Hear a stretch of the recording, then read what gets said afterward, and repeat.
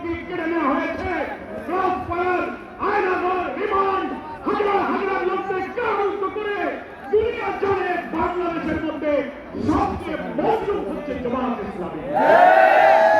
মজলুম সংগঠনের প্রিয় নেতা ডাক্তার শফিকুর রহমান মানবী নেতা জুলাই অভ্যুত্থানের জুলাই অভ্যুত্থানগুলোতে আমি 17 তারিখে হজ সফর করলাম, দেশে ফিরলেন। 18 তারিখে আমরা সাংবাদিক সম্মেলন করলাম।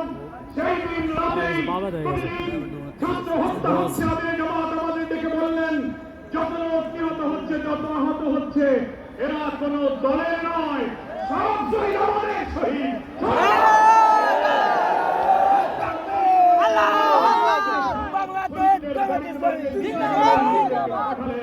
সহস্র শহীদের বাড়িতে, হাসপাতালে, বাড়িতে, অস্ত্রসিক্ত রোগীদের পাশে তিনি ছুটে বাস্তবত আপনারাই মনে হয়